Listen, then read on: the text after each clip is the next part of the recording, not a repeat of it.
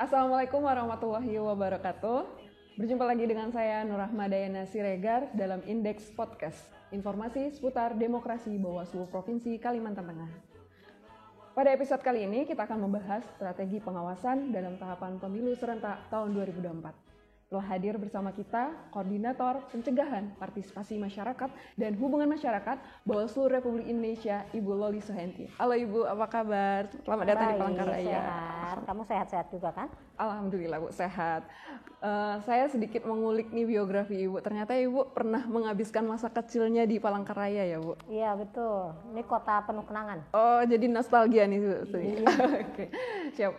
Bu, pada kesempatan kali ini kita akan membahas tentang kebijakan strategis dalam pengawasan menghadapi pemilu 2024. Sebagaimana kita ketahui bahwa Amanat Undang-Undang Dasar itu menyatakan bahwa pasal 1 ayat 2 bahwa kedaulatan itu ada di tangan rakyat. Artinya di sini ada nilai-nilai demokratis yang mana di sana menuntut bahwa adanya keadilan pemilu yang substansif dan prosedural yang menunjukkan bahwa Bawaslu sebagai pengawas pemilu itu memiliki tugas yaitu pengawasan dan pencegahan. Yang mana upaya yang dilakukan untuk mewujudkan tugas tersebut adalah melakukan upaya pemetaan, diantaranya itu adalah membentuk indeks kerawanan pemilu. Mungkin bisa disampaikan Bu kepada sahabat indeks, apa itu indeks kerawanan pemilu?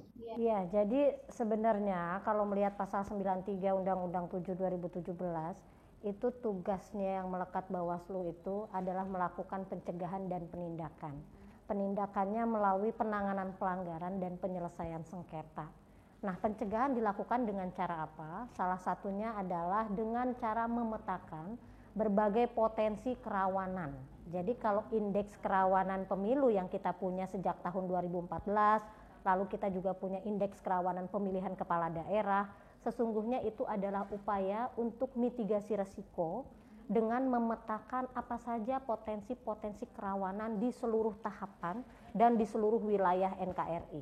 Nah, ini menjadi penting. Kenapa indeks kerawanan pemilu ini penting? Karena ini akan menjadi strategi cara kita mengatasinya. Kalau kita udah tahu satu tempat ini beresiko, dalam risiko tinggi untuk apa? Misalnya untuk konteks partisipasi politik. Maka daerah itu karena kerawanan tingginya ada di partisipasi politik, maka kita harus bikin program-program yang kira-kira bisa menjadikan kerawanan itu turun. Nah, jadi jangan berpikir bahwa kalau ada IKP rawan tinggi, Kalimantan Tengah misalnya rawan tinggi IKP-nya, maka akan terjadi seperti itu. Enggak, justru IKP membuat kita punya cara mencegah supaya yang kita proyeksikan akan rawan tinggi itu tidak terjadi, minimal menjadi rawan sedang atau bahkan rawan rendah kayak gitu. Baik, berarti ini artinya adalah sebuah antisipasi yang dilakukan oleh Bawaslu. Gitu. Oke Bu, dalam menghadapi tahapan pemilu 2024 yang sedang berjalan saat ini, Bawaslu sendiri pasti sudah memiliki kebijakan pengawasan ya Bu. Nah, bisa disampaikan nih Bu kepada sahabat indeks di rumah, kebijakan strategis apa aja nih yang sudah disiapkan oleh Bawaslu? Iya. Salah satu periode Bawaslu RI 2022 sampai 2027 adalah adanya hadirnya yang namanya divisi pencegahan, Parmas, Humas. Lalu divisi pengawasannya hilang. Banyak orang yang bertanya ke saya, apakah begitu divisi pengawasan hilang, otomatis Bawaslu nggak ngawasin? Ya enggak dong. Prakteknya kerja pengawasan itu tetap dilakukan karena ini amanah undang-undang.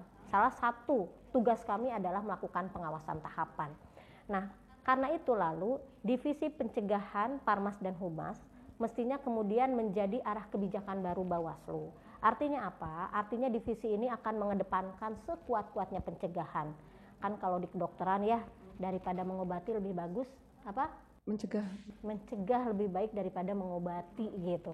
Jadi artinya apa? Kita pun dalam konteks pemilu, kalau kita tahu ada penyakit dalam tahapan pemilu, politik uang, politisasi sara, gimana caranya itu bisa nggak terjadi? Maka pencegahan kami kedepankan. Nah, pencegahan dikedepankan ini, salah satu yang lain adalah berkenaan dengan pengawasan. Nah, karena divisi pengawasan yang nggak ada, maka pengawasan tahapan ini akan dilekatkan pada seluruh divisi yang secara karakteristik dekat. Contoh, saat ini kan kita lagi ada di tahapan pendaftaran, verifikasi, dan penetapan partai politik calon peserta pemilu. Biasanya tahapan ini salah satu kerawanannya adalah munculnya sengketa dari partai politik yang dinyatakan tidak lolos, tidak bisa ditetapkan oleh KPU. Muncul sengketa.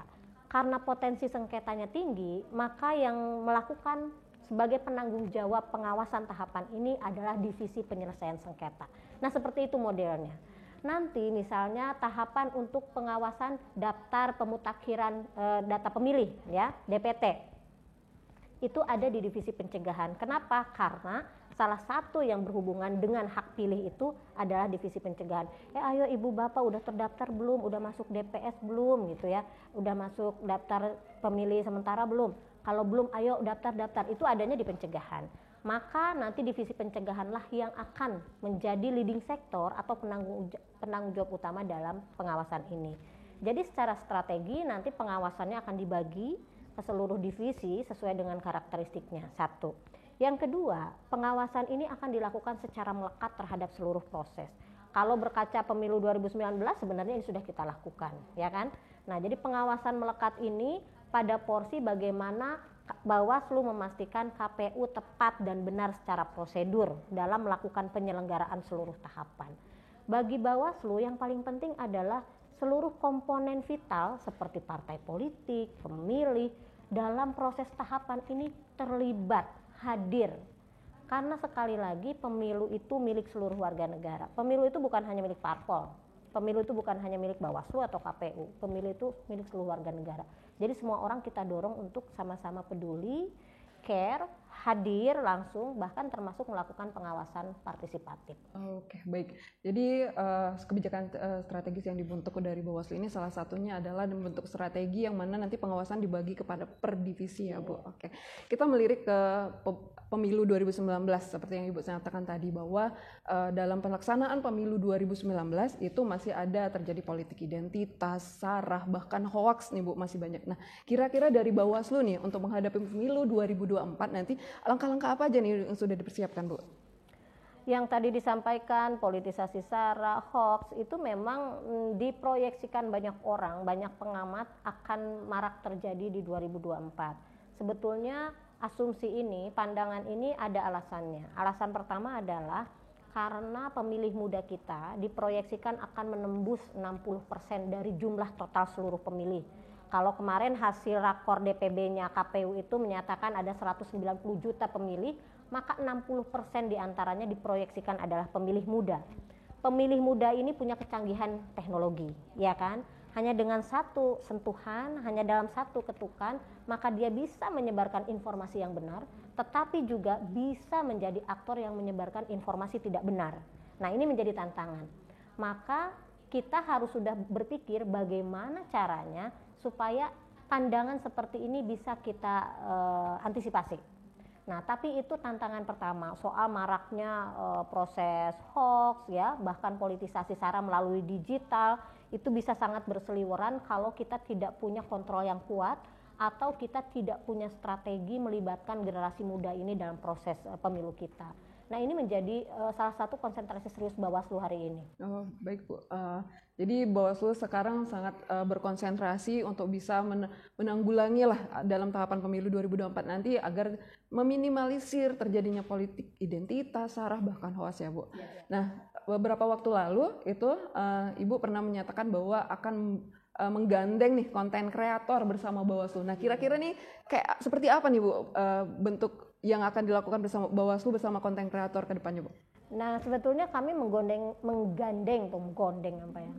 Kalau menggandeng konten kreator, salah satu strategi kami untuk mengatasi potensi riuh rendahnya hoax di 2024. Kenapa konten kreator?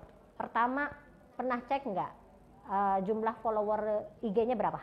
Saya nggak main IG Bu. Nggak main IG. Main sosial mainin apa? Facebook Bu paling. Facebook. Followernya, temannya berapa? 1000 Bu. 1000. Kita mengikuti menjadi teman orang lain berapa? Banyak sih Bu. Lebih banyak kan. Kenapa ini harus saya tanyakan? Coba deh kita cek akun kita sendiri. Biasanya kita lebih punya kecenderungan memfollow orang lain. Kita itu menjadi follower. Generasi muda sekarang itu generasi follower. Saya misalnya contohkan akun anak saya, followernya banyak sekali, tapi postingannya sedikit sekali. Saat saya tanya kenapa kamu nggak posting, padahal followermu banyak nih, kamu bisa bikin mereka ikut menangkap pesan yang kamu mau, bahkan bisa bergerak seperti yang kamu inginkan. Jawabannya sederhana, aku bingung mau posting apa. Soalnya kalau aku posting nanti salah gimana? Artinya generasi kita ini punya potensi kecanggihan teknologi, dia punya jiwa-jiwa pengen tahu, makanya di follower A, follower B, follower C, tetapi lalu minim sebagai orang yang bikin konten. Nah, padahal sebenarnya ini aset. Nah, menyadari itu, maka kami gandeng konten kreator. Untuk apa? Untuk mengajak semakin banyak orang yang punya kemauan, punya kepekaan, dan keahlian bikin konten-konten yang mengedukasi publik, itu akan mampu menangkal berita-berita atau konten-konten negatif. Karena salah satu dalam diskusi ya, kami kemudian sampai pada titik begini. Kenapa sih berita yang negatif itu bisa tersebar dan dimakan oleh masyarakat, oleh publik? Jawaban mereka, ya karena itu viral. Kalau sudah viral ya kami akan gampang akses, kami bisa tahu gitu. Oh, oke, berarti saya sampai pada titik. Cara melawan hoax apa? Cara melawan hoax adalah memviralkan berita yang benar. Hanya dengan cara seperti itu. Nah, cara seperti itu hanya mungkin dilakukan kalau semua orang menjadi konten kreator untuk akunnya sendiri kan. Nah, ini maka kemudian ini menjadi strateginya Bawaslu. Doakan saja dalam beberapa pertemuan kami dengan teman-teman konten kreator itu menarik sekali. Mereka juga punya komitmen untuk sama-sama menyebarkan berita-berita yang mengedukasi soal kepemiluan. Nah, saya sih berharap kalau satu konten kreator mengajak 10 temannya, lalu 10-nya lagi mengajak 10 berikutnya, insya Allah kita akan bisa perangi berita-berita hoax yang viral itu. Oke, baik Bu. Jadi konten kreator ini merupakan salah satu sarana mengedukasi masyarakat, bersama-sama kita melakukan pengawasan pemilu, bahkan pencegahannya. Betul, jangan sampai kita masuk generasi follower aja. Kita harus bisa, kalau follower kita banyak ya kita harus edukasi lewat follower yang banyak itu kan. Baik, oke, terima kasih Bu. Menarik sekali ya sahabat Indeks, ilmu-ilmu yang di-sharing oleh Ibu Loli hari ini. Mungkin satu pertanyaan terakhir dari saya Bu, terkait bagaimana kita menjamin hak konstitusi bagi masyarakat di luar sana untuk menyelenggarakan, mensukseskan pemilu 2024. Kira-kira dari Bawaslu sudah mencanangkan apa saja nih Bu untuk menjamin hak-hak tersebut? Kalau Bawaslu kan tugasnya memang melakukan pencegahan dan penindakan, dilakukan salah satunya dengan cara melakukan pengawasan. Nah, amanat undang-undang itu juga bicara soal bahwa Bawaslu punya tugas untuk mendorong meningkatnya pengawasan partisipatif. Masyarakat bersama-sama hadir melakukan pengawasan partisipatif, itu amanat Undang-Undang 7 2017. Sehingga memang salah satu yang kami lakukan sekarang adalah memastikan bagaimana seluruh lapisan masyarakat yang punya kepentingan terhadap pemilu itu mendapatkan informasi yang baik, informasi yang benar, plus cepat. Seringkali kan orang itu tidak melakukan hal yang berarti dalam pemilu karena bukan karena tidak mau, tapi karena terbatas akses informasi, karena tidak tahu. Tugas Bawaslu adalah sebagai lembaga publik mewartakan seluruh informasi sehingga bisa diserap oleh apapun kalangannya, mau pemilih muda, mau pemilih lansia, mau disabilitas, mau masyarakat adat, semestinya tidak lagi mendapat hambatan soal informasi. Nah, ini tugas yang melekat di Bawaslu saat ini untuk menyebarkan informasi ke seluruh lapisan masyarakat. Sehingga dalam konteks pemilu 2024, saya kira ini menjadi tanggung jawab kita semua ya, tanggung jawab kita semua termasuk indeksnya Bawaslu Kalimantan Tengah nih, gimana caranya bisa menjangkau banyak kalangan, termasuk memudahkan mereka menangkap pesan. Jangan sampai pesan yang kita dorong itu ternyata nggak mudah dicerna. Nah, ini kan berbahaya. Nanti nggak nyampe, jaka sembung bawa golok. Kayak gitu. Ya, siap Bu. Jadi artinya ada tugas yang penting sekali bagi Bawaslu di seluruh Indonesia, yaitu menyebarkan informasi seluas-luasnya seperti itu. Oke, sahabat Indeks, itu tadi perbincangan kita seputar strategis pengawasan tahapan pemilu serentak tahun 2024 bersama Ibu Loli Suhenti. Nah, mungkin Bu bisa disampaikan nih 1-2 kata pesan kepada sahabat Indeks, bagaimana kita harus mensukseskan pemilu 2024 ini Bu.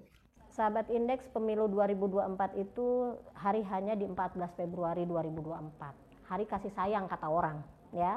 Maka 2024 itu bayangkan pemilu kita ini menyenangkan, pemilu kita ini tidak ada kekerasan, pemilu kita ini membahagiakan untuk seluruh kalangan. Karena yang sedang kita pertaruhkan adalah pemimpin terbaik untuk membawa Indonesia 5 tahun yang akan datang.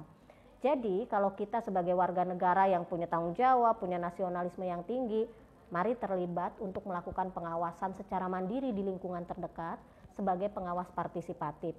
Mau tahu caranya, datangin Bawaslu Palangkaraya ya, Provinsi Kalimantan Tengah atau kabupaten kota yang ada di Kalimantan Tengah ini. Datang, tanyakan, karena kontribusi kita semua akan sangat mempengaruhi wajah demokrasi kita akan baik, maju atau enggak. Oke, baik. Terima kasih Bu sudah datang ke Indeks Podcast. Ya, terima kasih atas kesempatannya. Semoga di lain waktu bisa berkunjung lagi, kita ngobrol lagi Bu dengan banyak sharing-sharing yang lainnya Bu ya. Oke, terima kasih ya Bu.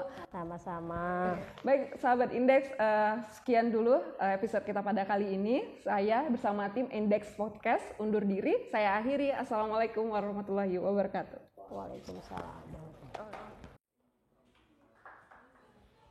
Udah kayak di studio aja.